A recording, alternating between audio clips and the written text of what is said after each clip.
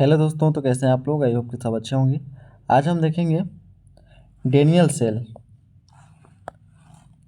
Cell के बारे में, जो आपके एग्ज़ाम के पॉइंट ऑफ व्यू से बहुत इंपॉर्टेंट होता है, खासकर उन लोग के लिए जो केमिस्ट्री लेकर पढ़ रहे हैं। ठीक, एक फिजिकल केमिस्ट्री का जो होता है मोस्ट इंपॉर्टेंट क्वेश्चन होता है। ये आपका 11th एंड 12th में देखने को मिल सकता है फिजिकल केमिस्ट्री में। एंड बीएससी सेकेंड ईयर हो गया, फाइनल ईयर में भी इसका जिक्र किया गया है। ठीक, तो ये आपका बहुत इंपॉर्टेंट होता है 5 नंबर के क्वेश्चन में, तो आपको इसको याद रखना बहुत ज़रूरी है। बहुत ईजी होता है, इसको सिर्फ समझने की देरी होती है। ठीक, तो कैसे समझेंगे हम, आपको बहुत अच्छी तरीके से भी बताऊंगा मैं, एकदम सिंपल तरीके से। एक बार वीडियो पूरा देखिएगा, बहुत अच्छी तरीके से क्लियर आ जाएगा। तो चलिए हम इसका इंट्रोडक्शन पहले देख लेते हैं। इंट्रोडक्शन बहुत सिंपल होता है, सिर्फ आपको समझना है। यहाँ पर क्या बोला है, तत्वों के मानक इलेक्ट्रोड विभव को ही मानक रेडॉक्स विभव। मानक इलेक्ट्रोड विभव मतलब क्या बोलता है, इलेक्ट्रोड विभव। तो यहाँ पर आपका 2 इलेक्ट्रोड की बात करेगा। एक आपका 2 इलेक्ट्रोड की बात कर सकता है जिसमें ऑक्सीकरण की क्रिया हो रही हो और अपचयन की क्रिया हो रही है।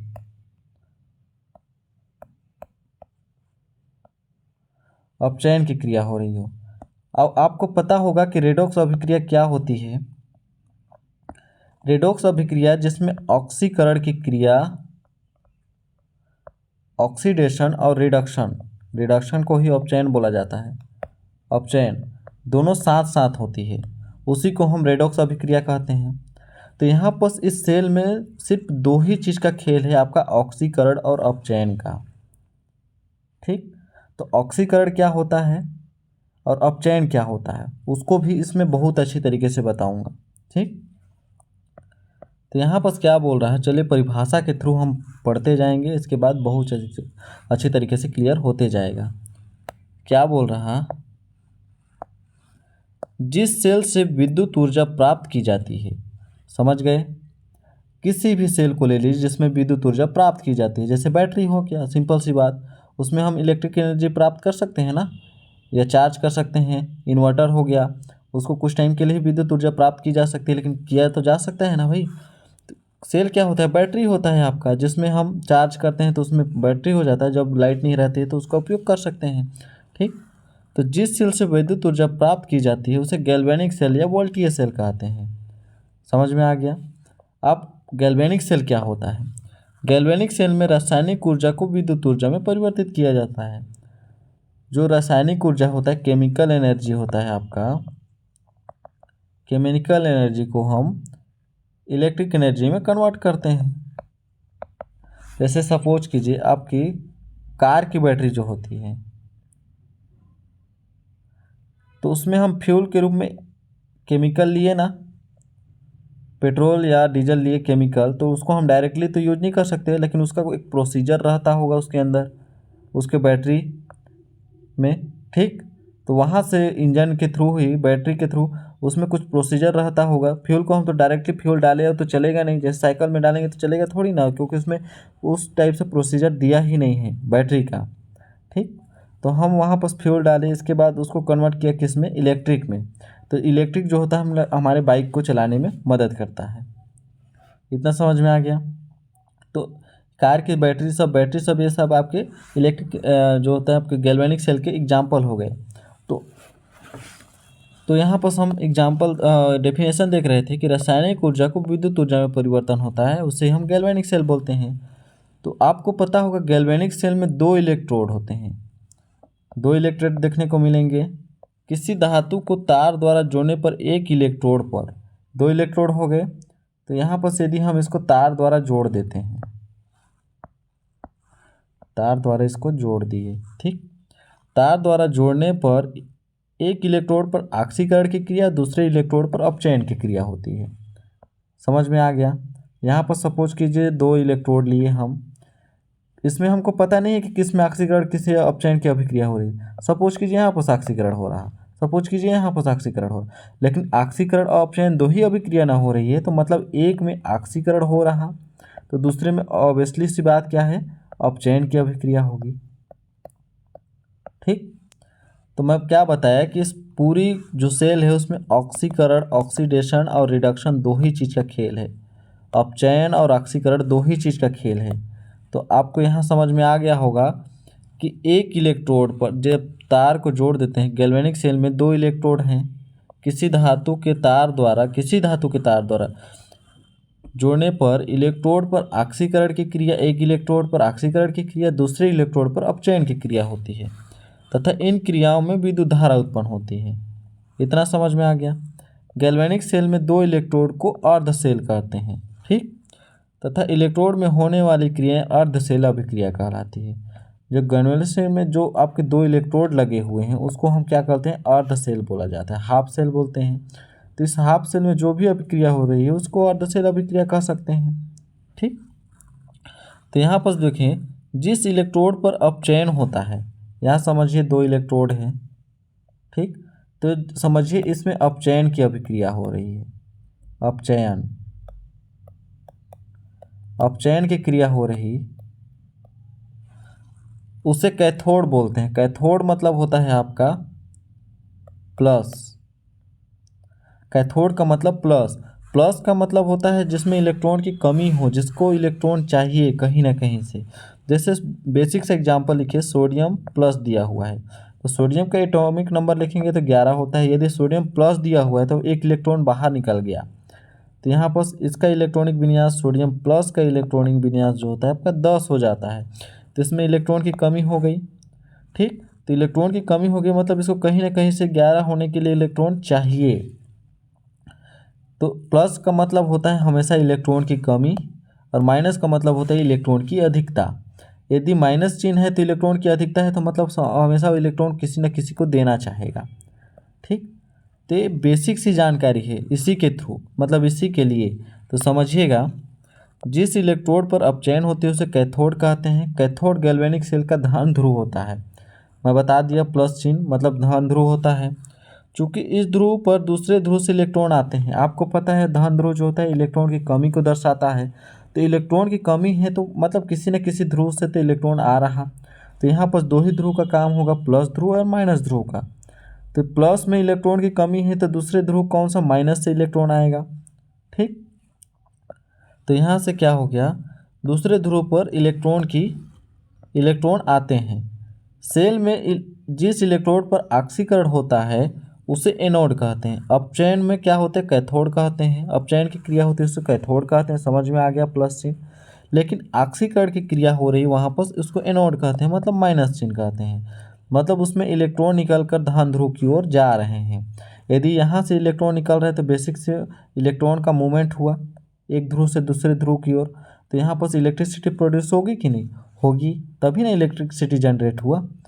तो यहाँ पर क्या बोल रहा है, इलेक्ट्रोड पर ऑक्सीकरण की क्रिया होती है उसे हम क्या बोलते हैं, एनोड कहते हैं, माइनस। तो एनोड गैल्वेनिक सेल का क्या होता है आपका, ऋण ध्रुव होता है, ठीक। तो प्रथम गैल्वेनिक सेल का आविष्कार इटली के भौतिक वैज्ञानिक वोल्टा ने किया था। आपको पता है गैल्वेनिक सेल इलेक्ट्रिसिटी के लिए जाना जाता है, तो इसमें वोल्ट यूज हो रहा है, तो इसका वैज्ञानिक के नाम को भी याद कर सकते हैं कि वोल्टा हो गया। कौन से आपके फिजिकल साइंटिस्ट थे, भौतिक रासायनिक वैज्ञानिक थे। यह सेल जिंक और कॉपर के छड़ों को सल्फ्यूरिक अम्ल के विलयन में डुबोकर बनाया जाता है। तो यहाँ पर दो ही छड़ यूज किए जाते हैं आपके, एक जिंक की छड़ होती है, एक कॉपर की छड़ होती है। यहाँ पर पता है कि गैल्वेनिक सेल में दो छड़ यूज किए जाते हैं, दो इलेक्ट्रोड यूज किए जाते हैं, ठीक। तो एक छड़ क्या होता है आपका जिंक की और एक होती है कॉपर की, जो इलेक्ट्रिसिटी के लिए बहुत अच्छा कंडक्टर माने जाते हैं। आपने सुना होगा कॉपर, जो जिसे तांबा बोला जाता है। जो कॉपर का वायर होता है, तांबा का वायर होता है, बहुत ही इलेक्ट्रिसिटी के लिए मजबूत माना जाता है। मतलब बहुत ज़्यादा इसमें ना जैसे आपका शॉर्ट सर्किट होने की संभावना बहुत कम होती है, जो भारी से भारी इलेक्ट्रिसिटी को भी प्रोड्यूस कर सकता है, हाई वोल्टेज को भी प्रोड्यूस कर सकता है। यदि सिल्वर के वायर में आप इलेक्ट्रिसिटी प्रोड्यूस करते हैं, यदि उसकी क्षमता उतनी नहीं है तो ये आपके टूट जाते हैं वहाँ से या जल जाते हैं। लेकिन तांबा का वायर जो होता है आपको बहुत रेयर केस में जला जाता है। ज़्यादातर देखिएगा घरों में जो इलेक्ट्रिसिटी प्रोड्यूस करने के लिए घरों का वायरिंग जो कराते हैं आपको कॉपर वायर से ही कराते हैं, क्योंकि उसको अच्छा माना जाता है। तो यहाँ पर दो छड़ यूज किए जाते हैं आपके, जिंक और कॉपर। ये हम लोग का इंट्रोडक्शन था। वो गैल्वेनिक सेल क्या होता है, विद्युत जिस सेल से भी विद्युत ऊर्जा प्राप्त की जाती है उसे हम गैल्वेनिक सेल कहते हैं। गैल्वेनिक सेल जो होता है रासायनिक ऊर्जा को विद्युत ऊर्जा में कन्वर्ट करता है। इतना पता चल गया। गैल्वेनिक सेल में 2 इलेक्ट्रोड होते हैं, ठीक। तो जो किसी तार द्वारा उसे जोड़ते हैं तो इसमें एक में ऑक्सीकरण की क्रिया होती है और दूसरे में अपचयन की क्रिया होती है। 2 इलेक्ट्रोड मतलब एक में ऑक्सीकरण की हो रही है, एक में अपचयन की हो रही है, ठीक। ऑक्सीकरण की जो क्रिया हो रही है उसे एनोड कहते हैं, ठीक। जिस इलेक्ट्रोड पर ऑक्सीकरण की क्रिया उसे एनोड कहते हैं, एनोड जो कि ऋण ध्रुव होता है। और जिसमें अपचयन की क्रिया हो रही है उसे हम कैथोड कहते हैं, जैसे गैल्वेनिक सेल में उसमें धन ध्रुव होता है, ठीक। तो इसका खोज कौन किया था, इसको भी लिख लीजिएगा, ठीक। इसके बाद गैल्वेनिक सेल के 2 महत्वपूर्ण एग्जाम्पल होते हैं आपका, डेनियल सेल और ड्राई सेल। क्या क्या, डेनियल सेल और ड्राई सेल। तो डेनियल सेल क्या होता है, बहुत छोटा सा वर्ड होता है, लेकिन इसी के बारे में आपको यहाँ पर पढ़ना है। यदि आपको पूछ दिया कि गैल्वेनिक सेल के बारे में पूर्ण विस्तार से लिखिए, तो आप गैल्वेनिक सेल का जो ऊपर में क्या बोलते हैं, जो उसका इंट्रोडक्शन था उसको लिखिएगा कि ऑक्सीकरण में क्या हो रहा है, और अपचयन अभिक्रिया में क्या हो रहा, अपचयन में कौन सा ध्रुव होता है आपका, और ऑक्सीडेशन में क्या होता है, मतलब ऊपर जितना भी आपका सारांश दिया उसको लिख दीजिएगा। इसके बाद इसके एग्जाम्पल लिखिएगा कि डेनियल सेल होता है, डेनियल सेल के बारे में इसके बाद आगे इसको यहाँ से एक्सप्लेन कर दीजिएगा, ठीक। सेम वैसे ही हैं जो अभी ऊपर पढ़े आप। तो यहाँ पर इसको पढ़ने से पहले हम यहाँ पर एक छोटा सा हम एग्जाम्पल या बेसिक देख लेते हैं। सपोज कीजिए आपके पास 2 कंटेनर हैं, ठीक। यहाँ पर 2 कंटेनर, 2 बीकर समझ लीजिए। एक में आपकी जिंक की छड़ लगी हुई है, एक में आपकी कॉपर की छड़ लगी हुई है, ठीक। एक में आपकी जिंक की छड़ लगी हुई है, एक में कॉपर की छड़ लगी हुई। जिस तरफ जिंक की छड़ लगी हुई है उसमें हम जिंक सल्फेट का विलयन डालते हैं, ZnSO4 डालते हैं। और जहाँ पर कॉपर की छड़ लगी है आपकी प्लेट है, ठीक।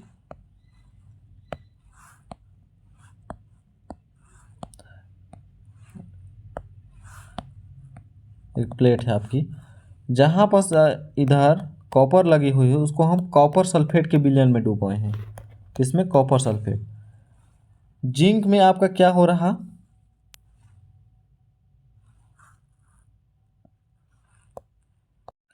इस तरफ आपका क्या होता है, आपका एनोड होता है। एनोड मतलब माइनस चिन्ह होती है। और इधर क्या होता है आपका, कैथोड होता है, कैथोड जिसमें प्लस चिन्ह होती है। तो आपको मैं बताया कि प्लस चिन्ह जो होता है इसमें इलेक्ट्रॉन की कमी है, माइनस में इलेक्ट्रॉन की अधिकता है, तो इलेक्ट्रॉन यहाँ से इधर जाएंगे, ठीक। तो इन दोनों को मिक्सिंग करने के लिए एक यू नली की ब्रिज बना होता है KCl का, पोटेशियम क्लोराइड का, ठीक। KCl का यहाँ पर ब्रिज बना जिसमें KCl पोटेशियम क्लोराइड के जो द्रव्य भरे जाते हैं, जो एक दूसरे को न्यूट्रलाइज करते हैं, ठीक, मिक्सिंग होने नहीं देते हैं। इसके बाद यहाँ पर देखिए एनोड में इलेक्ट्रॉन की अधिकता है, तो यहाँ के जो इलेक्ट्रॉन होते हैं एक हम वायर कन्वर्ट कर देते हैं यहाँ पर, ये इधर की ओर मूव ऑन होने लगते हैं, इधर की ओर जाने लगता है, जिससे इलेक्ट्रॉन की जो धारा होती है प्रवाहित होने लगती है। यहाँ से इलेक्ट्रॉन ऊपर की ओर जाने लगा, किधर, कैथोड की ओर जाने लगा, एनोड से कैथोड की ओर, मतलब जिंक सल्फेट, जिंक से लेकर कॉपर की ओर इलेक्ट्रॉन जाने लगा, जिससे इलेक्ट्रिसिटी प्रोड्यूस होने लगी। तो इसको हम अभी बेसिक बताया मैं आपको, जब इसको हम अच्छे से इसके डेफिनेशन के थ्रू पढ़ेंगे तो बहुत अच्छी तरीके से क्लियर होते जाएगा। तो आपका डेनियल सेल जो होता है, डेनियल सेल जो का प्रमुख उदाहरण क्या है, गैल्वेनिक सेल का है। यह सेल बनाने के लिए जिंक धातु को एक जिंक छड़ लिए जाते हैं, जिंक धातु की एक छड़ लेते हैं,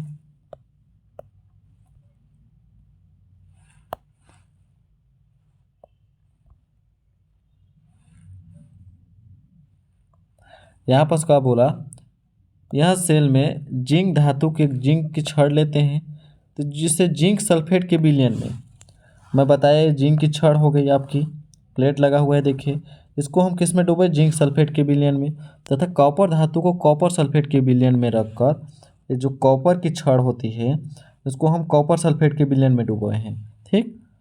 कॉपर सल्फेट के विलयन में रखकर दोनों विलयन को, लोअर ब्रिज को क्या बोलते हैं, यहाँ पर एक ब्रिज बना हुआ है देखिए KCl का, पोटेशियम क्लोराइड जिसे यू नली बोलते हैं, यू टाइप से है भाई, इसीलिए इसको हम यू नली बोलते हैं, यू नली द्वारा जोड़ देते हैं। तो इस सेल द्वारा अर्ध सेल Zn में ZSO4 बोल सकते हैं, यही क्रिया हो रही है ना। जिंक के क्षण में जिंक सल्फ्यूरिक एसिड मिला हुआ है, नहीं जिंक सल्फेट के विलयन में जिंक क्षण को डूबे हैं, तो इसका शॉर्ट फॉर्म ऐसे लिख सकते हैं, अर्ध सेल जिंक से जिंक सल्फेट इलेक्ट्रोड, और दूसरा अर्ध सेल होता है आपका कॉपर सल्फेट इलेक्ट्रोड। दो अर्ध सेल को लोअर ब्रिज द्वारा जोड़ने पर पूर्ण सेल बन जाता है। ठीक, दो ये अर्ध सेल अलग अलग सेल थे।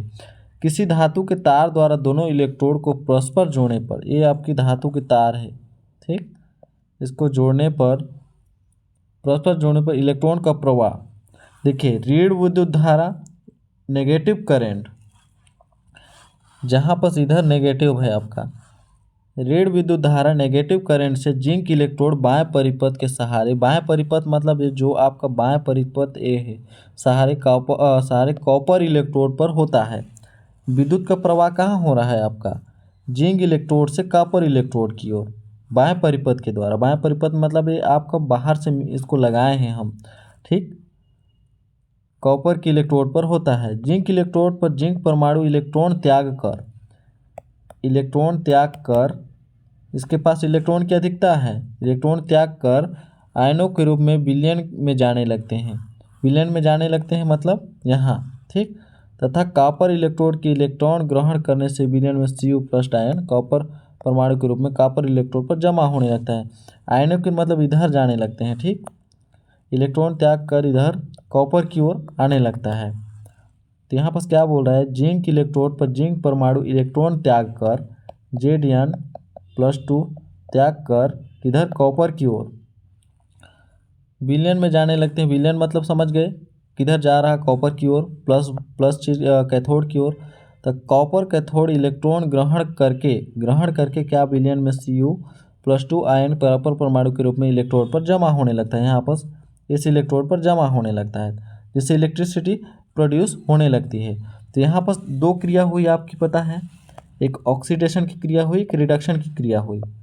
तो ऑक्सीडेशन की क्रिया कैसे हुई, यहाँ पर जिंक हो गया पता है, जिसमें जिंक की छड़ लगी हुई है, जिससे जिंक इलेक्ट्रोड या एनोड बोल सकते हैं, माइनस चिन्ह, पोल ऑक्सीडेशन की क्रिया हो रही है। ऑक्सीडेशन की क्रिया किस में होती है, जिसमें इलेक्ट्रॉन निकलता है बाहर। ऑक्सीडेशन मतलब Zn+2 से 2 इलेक्ट्रॉन बाहर निकला। तो यहाँ पर कैसे समझिएगा इसको, जैसे जिंक पर इलेक्ट्रोड पर ऑक्सीकरण की क्रिया हुई, ऑक्सीकरण मतलब इलेक्ट्रॉन का बाहर निकलना, ठीक। तो Zn से Zn+2 बोला, यहाँ पर +2 बोला ना, तो मतलब 2 इलेक्ट्रॉन बाहर निकला।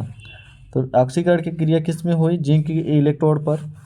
अब कॉपर इलेक्ट्रोड पर अपचयन की क्रिया हुई, अपचयन मतलब हो गया यहाँ पर Cu, यहाँ पर 2 इलेक्ट्रॉन एक्सेप्ट किया, कितना इलेक्ट्रॉन एक्सेप्ट किया है, 2 इलेक्ट्रॉन, कौन, कॉपर, ठीक, इसको अपोजिट भी लिख सकते हैं। तो यहाँ पर अपचयन की क्रिया कॉपर पर हो रही है। तो इसके बाद हम इसको ऐसे लिख सकते हैं, ये सबको आपको लिखना पड़ेगा, ठीक, कि जिंक की छड़ पर कौन सी क्रिया हो रही है, ऑक्सीकरण की। तो ऑक्सीकरण की हो कैसे रही है, ऐसे, उसका जस्ट अपोजिट अपचयन का क्रिया होता है, तो अपचयन की क्रिया कैसे हो रही है, ऐसे। तो सेल में इलेक्ट्रोड पर होने वाली ऑक्सीकरण और अपचयन की क्रिया अर्ध अभिक्रिया कहलाती है, जिसको हम ऊपर पढ़े थे, जिसे अर्ध सेल अभिक्रिया या इलेक्ट्रोड अभिक्रिया बोल सकते हैं, क्योंकि इलेक्ट्रोड पर हो रही है। तथा सेल में हो रही ऑक्सीकरण और अपचयन की पूर्ण अभिक्रिया जो अभिक्रिया सेल अभिक्रिया कहलाती है। अर्ध सेल ऑक्सीकरण अपचयन की क्रिया हो गई, ठीक। लेकिन जब पूर्ण अभिक्रिया हो रही है, जब इसको हम यू नली द्वारा जोड़े तो पूर्ण अभिक्रिया हुई। तो यहाँ पर हो गया आपका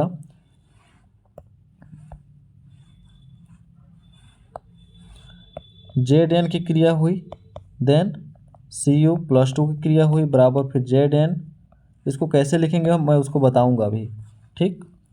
तो यहाँ पर वही काला चिट्ठा लिखा हुआ है, डेनियल सेल एनोड जो होता है माइनस चिन्ह, जिंक इलेक्ट्रोड पर, समझ गया, कैथोड कॉपर इलेक्ट्रोड पर जो प्लस चिन्ह है, कॉपर इलेक्ट्रोड जिसमें रिडक्शन की क्रिया हुई है, अपचयन की अभिक्रिया हुई, क्योंकि ऑक्सीकरण की क्रिया जिंक इलेक्ट्रोड पर हुई है, एनोड पर हुई है, और अपचयन की क्रिया जो होते हैं अपचयन की क्रिया कॉपर इलेक्ट्रोड पर हुई है, ठीक। डेनियल सेल का ऋण ध्रुव जिंक और धन ध्रुव कॉपर कैथोड है, समझने की यहीं पर देरी है आपको, बहुत बेसिक सा बोल रहा हूँ। ऑक्सीकरण की क्रिया किस में हो रही है आपकी, एनोड पर हो रही, जिसमें जिंक अभिक्रिया, जिंक इलेक्ट्रोड है। कैथोड पर आपका क्या होता है, कॉपर की इलेक्ट्रोड, जिसमें रिडक्शन हो रहा है, आपका अपचयन की क्रिया हो रही है। कॉपर पर अपचयन इलेक्ट्रोड होती है, ठीक। डेनियल सेल का रेड ध्रुव जिंक एनोड पर, धन ध्रुव कॉपर इलेक्ट्रोड पर है, ठीक। क्योंकि कैथोड दूसरे धन ध्रुव की ओर, कैथोड पर दूसरे ध्रुव के इलेक्ट्रॉन आते हैं, मतलब प्लस पर माइनस के चार्ज आ रहे हैं ना, तो वही माइनस के इलेक्ट्रॉन आते हैं।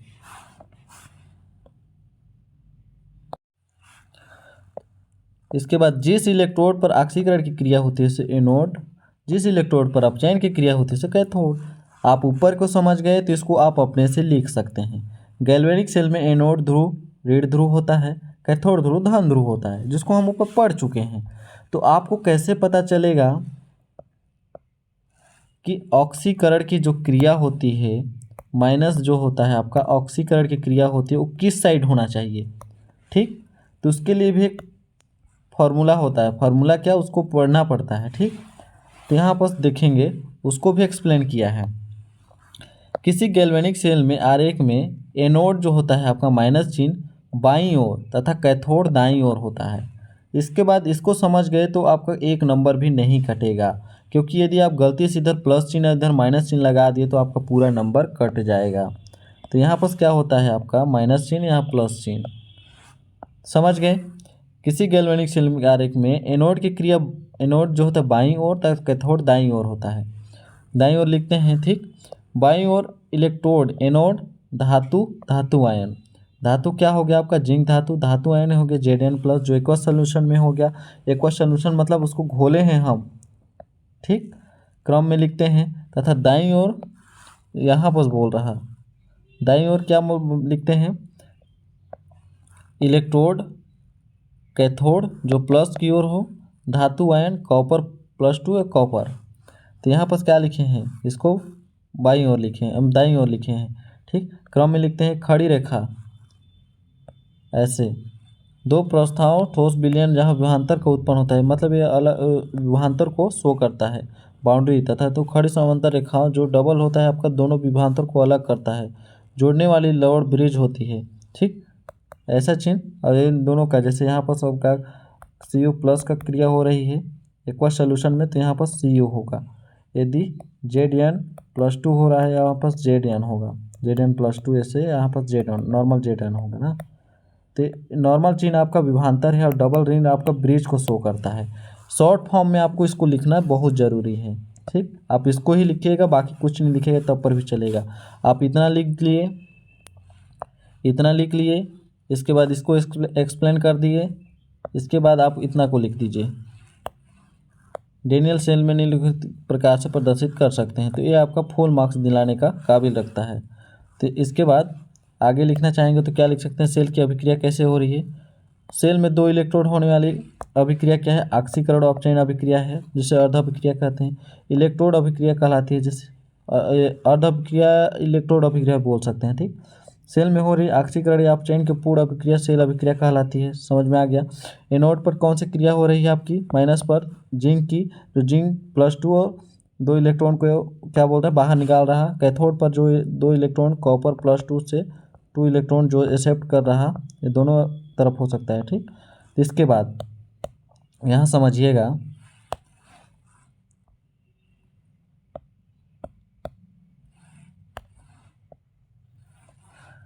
जो आपका Zn है इसको पहले लिखेंगे हम, ठीक। Zn